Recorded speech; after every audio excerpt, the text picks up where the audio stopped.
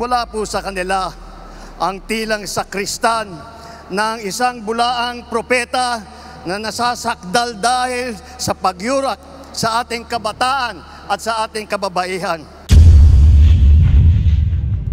Parang mahirap makapaniwala na nandito na naman tayo sa kampanya. Napakabilis ng panahon, napakabilis ng pagdaan ng 3 taon na akala natin ay magiging mas matagal. Ngunit nandito nga tayo sa darating na halalan sa Mayo. At sinimulan po natin ang aming national campaign, kagaya ng dati, dito po sa ating minamahal na lalawigan ng Ilocos Norte. Andito po ang aming ipinagmamalaki ng mga kandidato para sa Senado. Ngunit, bagamat nakatuon ang pansin natin sa ating mga kandidato para sa Senado, huwag po natin kaligtaan ang halos 18,200 na local executive na ating ihahalal sa Mayo. Nabanggit ko po ito dahil may pagmamalaki ng alyansa na kami lang ang may kumpletong ticket mula sa senador hanggang sa sangguniang bayan ng pinakamaliit na bayan ng buong Pilipinas. At hindi pangkaraniwan ang mga aming kandidato. Hindi po kagaya ng mga nakikita natin sa mga iba't ibang partido. Hirap na hirap makakuha ng kanilang mga miyembro. Ang aming pong ipinagmamalaki at pinaglalaban ay subok na at matagal nang nagseserbisyo sa publiko. Hindi po ay naaawa rin po kuminsan sa ating mga katunggali dahil nagmamakaawa para makakuha ng mga malalakas at magagaling na kandidato. Di tulad ng iba, karampot lang ang kandidato. Dito po, buo kami. Hindi lamang buo sa numero, ngunit buo ang loob para ipaglaban ang kapakanan ng bawat Pilipino at ang buong Pilipinas.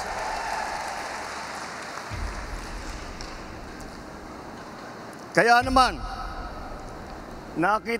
nagtataka nga ako, parang yung mga iba na naging kandidato, nag-deliver lang yata ng suka, nabigyan na ng certificate of candidacy. Dahil wala naman natin, walang ikukumpara sa ating mga kandidato. Kung ihahambing natin sa mga napulot nila, ang ticket natin mula sa Senado hanggang Sangguniang Bayan ay mga leader na subok sa serbisyo. Magandang record na pwedeng ipagmalaki kahit kanino. Kung kilatisin natin ng isa-isa, napakatingkad ng ating kakayahan, ng kanilang kakayahan at ng mga pambato para sa pagbabago. At kapag pinagsama kagaya nito na nangyari dito sa alyansa, ay lalong nakaka-impress ang kanilang pinagsamang lakas at galing. 8 po sa ating mga kandidato ay veteranong senador. Palitan ko na lang, matagal ng senador kasi pag veterano baka akalain nilang hindi lang luma kundi matanda. Andito po ang ating mga senador, Senator Cayetano, Senator Lacson, Senator Lapid, Senator Marcos, Senator Pacquiao, Senator Revilla, Senator Soto, Senator Tolentino. Pagpasok po sa Senado ng mga re-electionist sa Senado ay wala na pong OJT. Hindi na mag-aaral. Alam nila ang trabaho. Alam na nila ang pangangailangan ng Pilipino. Alam na nila ang gagawin nila upang gawin at idala sa ating mga kababayan ang kanilang pangangailangan. 7 naman ay nanggaling naman sa Kongreso na subok sa batasan. Andyan po ang mga Congressman Abalos, Congressman Binay, Congressman Cayetano, Congressman Marcos, Congressman Pacquiao, Congressman Tulfo, Congressman Villar. Kitang-kita po naman natin na ito lahat ay sanay na sanay, subok na subok at matagal nang nagpapakita ng galing. Hindi na bagito sa pagpanday ng mga batas. 4 ang nagsilbi sa kabinete, humawak ng cabinet rank na posisyon. Si Abalos, DILG Secretary. Si Tulfo, nag-DSWD Secretary. Lacson, ng Yolanda Rehabilitation Commission. Tolentino, siyang namuno ng MMDA. Ngunit, sa kanilang katungkulan, ay hindi lang po sila parelax-relax. Tingnan nyo po ang kanilang mga record at makikita po ninyo na sila ay nakagawa ng magandang pagbubuti para sa kanilang mga kagawaran. Alam nila ang government work galing sa kabinete. Hindi lang dada, pero gawa ang kanilang ipinapakita. They are not here to oppose. They are here to propose. 3 ang naging gobernador ng malalaking probinsya. Alam nyo na, Manang Aimee, dito sa atin, sa Ilocos Norte. Lito Lapid, Governor Lito Lapid ng Pampanga. At ang Governor Revilla ng Cavite naman. Bukod pa ron, kasama nila ang 3 naging city mayor. Binay, ng Abi Binay ng Makati. Tolentino ng Tagaytay. Abalos ng Mandaluyong. At huwag natin kalimutan na si Tito Sen, Senator Soto, ay naging Vice Mayor din ng Quezon City. Hindi rin po tayo nagkukulang sa boses ng kababaihan at maglalaban para sa karapatan ng ating kababaihan dahil 4 sa ating mga kandidato ay babae, pero itong mga babaeng ito ay palagay ko mas matatapang pa ito kaysa sa mga lalaki na nandito ngayon. Mga abogado naman, 4 din. 4 ang abogado natin, Abalos, Binay, Cayetano, Tolentino. Si Aimee nag-aaral din sa law school. At pinagtatalunan lang nila kung sino daw ang pinakamagaling at sino nanggaling sa pinakamagandang eskwelahan. Ngunit lahat yan ay magaling, lahat yan ay matalino, lahat yan ay ginamit na ang kanilang kakayahan upang pagandahin ang Pilipinas. Kung itatanong naman natin, sila ba ay isa lang ang pinanggalingan? Tiga Maynila lang ba lahat? Tiga Luzon ba lahat? Hindi po. Dahil pagdating sa geographical representation, 2 ang tiga Mindanao. Si Manny Pacquiao ng Bukidnon, Sarangani at saka Jensan. Si Erwin naman, lumaki sa Davao Oriental, sa Sulu, mga probinsya kung saan nadestino ang kanyang bayaning ama. Ang unang Vicente Soto ay naging senador na tiga Cebu. Ang nanay naman namin ni Aimee, alam nyo naman, 100% Waray. Alam naman natin pati na ang lolo ni Camille ay galing sa Iloilo. Yan po ang ating ipagmamalaki. Dahil po nauunawaan nila hindi lamang ang mga problema na hinaharap na nasyonal, hindi lang ang mga problema sa taas, sa Senado, ngunit lahat po sila ay may karanasan sa local government, may karanasan sila sa executive. Lahat po sila ay nakapagpakita na ng kanilang kakayahan. Kaya't po ay kayang-kaya naming maipagmalaki. Bukod po dyan, tignan nyo po ang record ng ating mga kandidato. Wala sa kanila ang may bahid ng dugo dahil sa tukhang. Wala sa kanilang kasabwat sa pagbulsa ng sako-sakong pera, pinagsamantalaan ang krisis ng pandemya, pinabayaan ang ating mga kababayan na magkasakit at mamatay. Wala sa kanila ang mga pumapalakpak sa China at natutuwa pa kapag tayo ay binobomba ng tubig. Tinatamaan ang ating mga Coast Guard, hinaharang ang ating mga mangingisda, ninanakaw ang kanilang huli. At bukod pa ron ay inaagaw pa ang mga isla natin para maging bahagi ng kanilang bansa. Wala po sa kanila ang tilang sakristan ng isang bulaang propeta na nasasakdal dahil sa pagyurak sa ating kabataan at sa ating kababaihan. Wala sa kanila ang tagataguyod ng pugad ng krimen, ng sentro ng paglalapastangan ng mga kababaihan na mga pogo. Tayo ngayon ay nasa sangandaan ng ating paglalakbay bilang isang malayang bansa. Bilang isang sambayanang may dangal, may sipag at may talino. Tayo ba ay papayag na babalik sa panahon gusto ng kung kailan gusto ng ating mga liderato maging probinsya tayo ng China? Babalik ba tayo sa nakaraan na ibinubugaw ang ating bayan bilang isang sugalan ng mga dayuhan? Nais ba natin bumalik sa landas na umaapaw sa dugo ng mga inosenteng mga bata na inagaw sa kanilang mga anak, mga ina, kinuha sa kanilang mga tahanan at inagaw ang kanilang kinabukasan? Walang nagnanais na Pilipino na mabalik tayo sa ganyang klaseng pagpatakbo. Kaya naman, pakakatiyak po kayo na kapag ang ating mga kandidato ay naluklok sa Senado at sila ay nagsimula ng kanilang trabaho, asahan po ninyo na sila po ay hindi makikihalo, hindi makikilahok sa ganyang bagay na ating iniwanan na at naayaw balikan. Ito po ang aming ipinagmamalaki. Ito po ang ating mga kandidato para ng alyansa para sa bagong Pilipinas.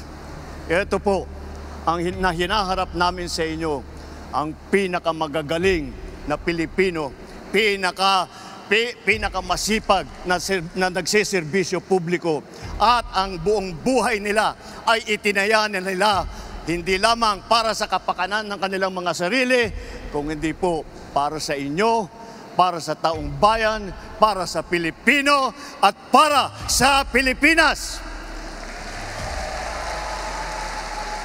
Kaya, sa darating na Mayo po, huwag nyo na pong tignan ang mga ibang mga pangalan. I-shade nyo na po lahat po itong nandito na nasa harap ninyo at gawing nating 12-0 ang ating resulta sa Senado. Nang sa ganon, matitiyak natin ang kinabukasan ng ating minamahal na Pilipinas. Mabuhay ang alyansa! Mabuhay ang bagong Pilipinas! Mabuhay tayong lahat! Maraming salam, Diyos Diyag, ninakada kayo aming parang mahirap makapaniwala na nandito na naman tayo sa kampanya. Napakabilis ng panahon. Napakabilis ng pagdaan ng 3 taon na akala natin ay magiging mas matagal. Ngunit nandito nga tayo sa darating na halalan sa Mayo. At sinimulan po natin ang aming national campaign, kagaya ng dati, dito po sa ating minamahal na lalawigan ng Ilocos Norte. Andito po ang aming ipinagmamalaki na mga kandidato para sa Senado. Ngunit, bagamat nakatuon ang pansin natin sa ating mga kandidato para sa Senado, Huwag po natin kaligtaan ang halos 18,200 na local executive na ating ihahalal sa Mayo. Nabanggit ko po ito dahil may pagmamalaki ng alyansa na kami lang ang may kumpletong ticket mula sa senador hanggang sa sangguniang bayan ng pinakamaliit na bayan ng buong Pilipinas. At hindi pangkaraniwan ang mga aming kandidato. Hindi po kagaya ng mga nakikita natin sa mga iba't ibang partido. Hirap na hirap makakuha ng kanilang mga miyembro.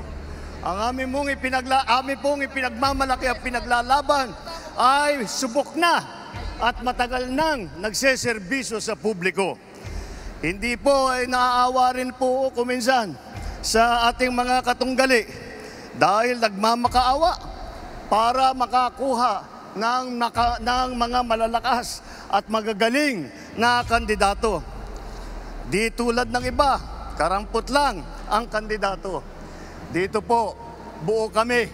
Hindi lamang buo sa numero, ngunit buo ang loob para ipaglaban ang kapakanan ng bawat Pilipino at ang buong Pilipinas.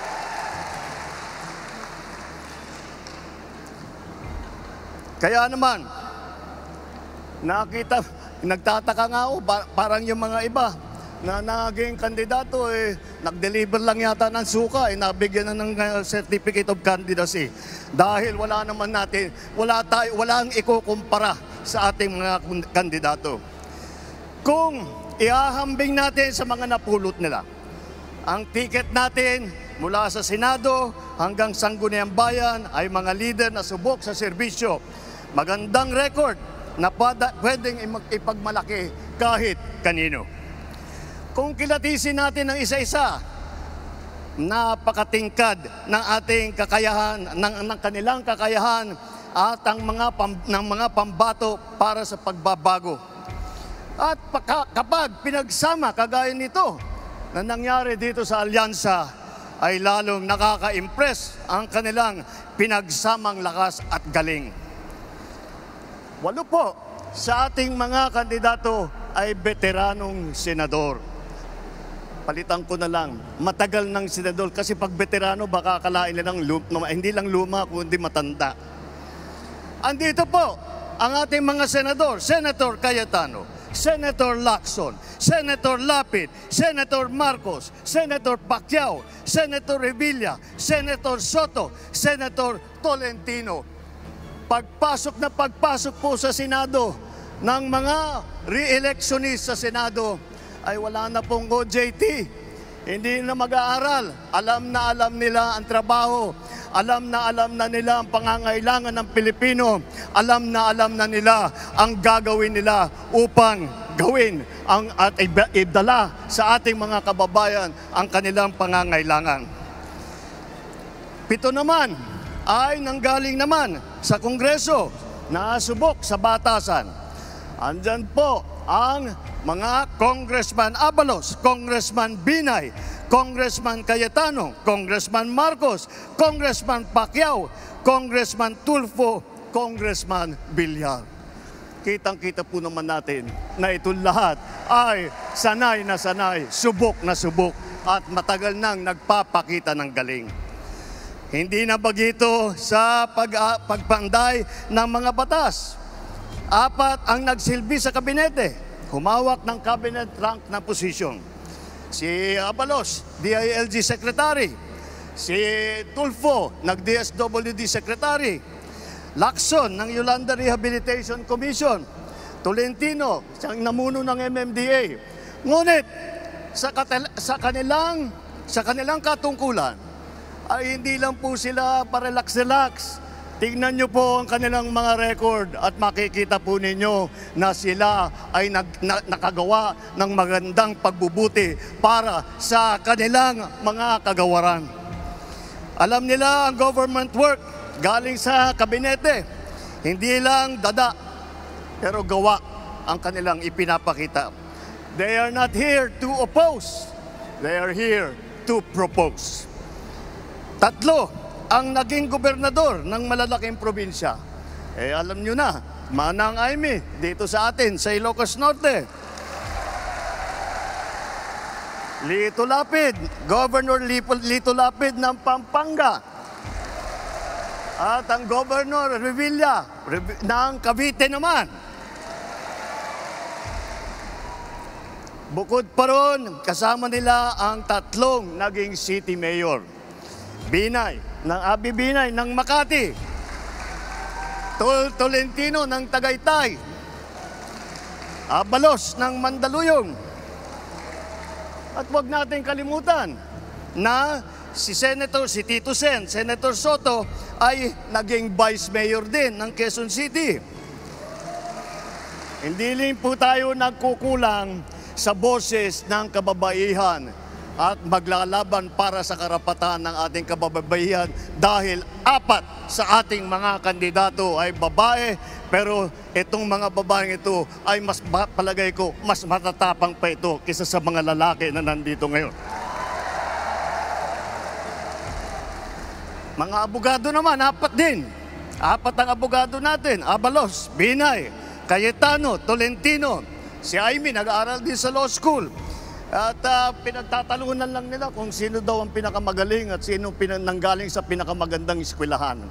Ngunit lahat yan ay magaling, lahat yan ay matalino, lahat yan ay ginamit na ang kanilang kakayahan upang pagandahin ang Pilipinas. Kung itatanong naman natin, sila ba ay isa lang ang pinanggalingan? Tiga Maynila lang ba lahat? Tiga Luzon ba lahat? Hindi po. Dahil pagdating sa geographical representation, 2 ang taga Mindanao. Si Manny Pacquiao ng Bukidnon, Sarangani at saka Jensan. Si Erwin naman, lumaki sa Davao Oriental, sa Sulu, mga probinsya kung saan nadestino ang kanyang bayaning ama. Ang unang Vicente Soto ay naging senador na tiga Cebu. Ang nanay naman namin ni Aimee, alam nyo naman, 100% Waray. Alam naman natin pati na ang lolo ni Camille ay galing sa Iloilo. Yan po ang ating ipagmamalaki. Dahil po nauunawaan nila hindi lamang ang mga problema na hinaharap ng nasyonal, hindi lang ang mga problema sa taas, sa Senado, ngunit lahat po sila ay may karanasan sa local government, may karanasan sila sa executive. Lahat po sila ay nakapagpakita na ng kanilang kakayahan. Kaya't po ay kayang-kaya naming maipagmalaki. Bukod po dyan, tignan nyo po ang record ng ating mga kandidato. Wala sa kanila ang may bahid ng dugo dahil sa tukhang. Wala sa kanilang kasabwat sa pagbulsa ng sako-sakong pera, pinagsamantalaan ang krisis ng pandemya, pinabayaan ang ating mga kababayan na magkasakit at mamatay. Wala sa kanila ang mga pumapalakpak sa China at natutuwa pa kapag tayo ay binobomba ng tubig. Tinatamaan ang ating mga Coast Guard, hinaharang ang ating mga mangingisda, ninanakaw ang kanilang huli. At bukod pa ron ay inaagaw pa ang mga isla natin para maging bahagi ng kanilang bansa. Wala po sa kanila ang tilang sakristan ng isang bulaang propeta na nasasakdal dahil sa pagyurak sa ating kabataan at sa ating kababaihan. Wala sa kanila ang tagataguyod ng pugad ng krimen, ng sentro ng paglalapastangan ng mga kababaihan na mga pogo. Tayo ngayon ay nasa sangandaan ng ating paglalakbay bilang isang malayang bansa. Bilang isang sambayanang may dangal, may sipag at may talino. Tayo ba ay papayag na babalik sa panahon kung kailan gusto ng ating mga liderato maging probinsya tayo ng China? Babalik ba tayo sa nakaraan na ibinubugaw ang ating bayan bilang isang sugalan ng mga dayuhan?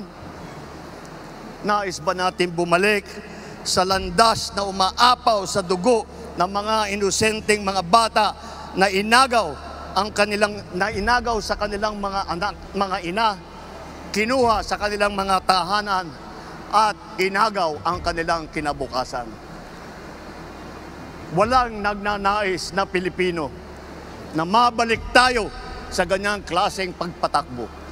Kaya naman, pakakatiyak po kayo na kapag ang ating mga kandidato ay naluklok sa Senado at sila ay nagsimula ng kanilang trabaho, asahan po ninyo na sila po ay hindi makikihalo, hindi makikilahok sa ganyang bagay na ating iniwanan na at naayaw balikan. Ito po ang aming ipinagmamalaki. Ito po ang ating mga kandidato para ng alyansa para sa bagong Pilipinas. Ito po ang hinaharap namin sa inyo, ang pinakamagagaling na Pilipino, pinakamasipag na nagsiservisyo publiko, at ang buong buhay nila ay itinaya nila hindi lamang para sa kapakanan ng kanilang mga sarili, kung hindi po para sa inyo, para sa taong bayan, para sa Pilipino, at para sa Pilipinas. Kaya, sa darating na Mayo po, huwag nyo na pong tignan ang mga ibang mga pangalan.